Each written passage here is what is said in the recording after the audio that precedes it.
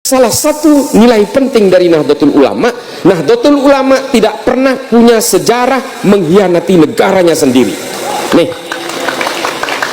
kelompok Wahabi apakah pernah membuat huru-hara di negara ini? Sering. Bom yang meledak tahun 2000 sampai 2009, bom malam Natal, bom Tentena, bom Ritz-Carlton, bom JW Marriott, bom Bali 1, bom Bali 2, bom Kampung Melayu, bom Sarina, ini semua produknya Wahabi Salafi. Semua. Mengapa saya berani mengatakan itu? Data. Mari adu data dengan saya. Densus 88 menangkap teroris dari tahun 2000 sampai hari ini kurang lebih sekitar 2127 orang. Ini yang ditangkap Densus. Hanya 6 orang yang bukan penganut Wahabi Salafi. Hanya 6 orang. Siapa ada yang 6 orang ini? 4 orang anggota FPI. Hussein Hasni dan kawan-kawan. Dia merakit bom. Tidak terima karena Habib Rizik Syihab ditangkap, lalu dia berusaha merakit bom untuk meledakkan berbagai spot di Jakarta. Ditangkap oleh Densus. Kemudian yang nomor 5 adalah Fernando. Ini orang Katolik, meledakkan bom Sumarekon Serpong karena dia ingin memeras pemilik mall dengan Bitcoin. Kemudian yang keenam adalah penganut ajaran kiri anarko-sindikalisme, namanya Johnson Dang Siagian. Dia berusaha membakar pos polisi di Jatiwarna. Hanya 6 orang ini. Selebihnya siapa yang ditangkap? Penganut Wahabi Salafi, Pak. Para sepuluh saja. Apa saya memfitnah mereka? Mari kita adu data. Kalau tidak percaya dengan data saya, mari antri di depan saya bawa ke terorisnya langsung, apa pahamnya mereka yang dianut. Saya pertemukan di penjara. Daftar ke saya. Saya punya otoritas untuk mempertemukan orang-orang yang tidak percaya itu. Mari antri. Saya buat daftarnya untuk bertemu dengan teroris yang sedang di penjara hari ini. Apa pemahamannya? Sama secara fikih. Mereka juga mengharamkan ziarah kubur, mereka mengharamkan maulidan, mengharamkan tahlil, tidak berkunut dan sebagainya. Sama persis seperti orang-orang yang tidak suka kepada orang-orang Nahdliyin. Tapi apakah karena ketidaksukaan terhadap Nahdliyin saya melawan ini? Bukan.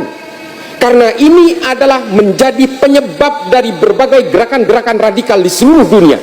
Pak, Bapak Ibu sekalian, saya sudah pernah ke Somalia, saya sudah pernah ke Nigeria, saya sudah pernah ke negara-negara tanduk Afrika, saya sudah pernah ke Sudan, saya sudah pernah ke Bangui, Republik Afrika Tengah, saya menyusur pantai barat Afrika sampai ke Monrovia di Liberia. Penyebab terorisme itu semua sama, ajaran Wahabi Salafi. Saya bertanggung jawab dengan riset ini karena saya hadir langsung ke sana. Kalau kemudian saya dianggap memfitnah mereka, oke, kita bantah-bantahan. Ustadz-ustadz Salafi yang kita kenal hari ini di berbagai media seolah-olah sejuk, menghina pemimpin haram, berunjuk rasa haram. Bagaimana mungkin kami menjadi teroris sementara merokok saja saya haramkan, mencelakakan diri sendiri saja saya haramkan, apalagi mencelakakan orang lain. Kan dia nikah alasan. Itu adalah open gateway. Open gateway ini kenapa? Pintu pembukanya. Produk akhirnya pada akhirnya menjadi teroris, Pak. Kenapa?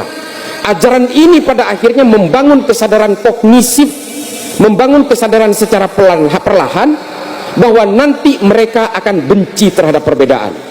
Dan ketika dia sudah benci terhadap perbedaan, mereka akan terjebak dalam hakimiyah dan takfiriyah.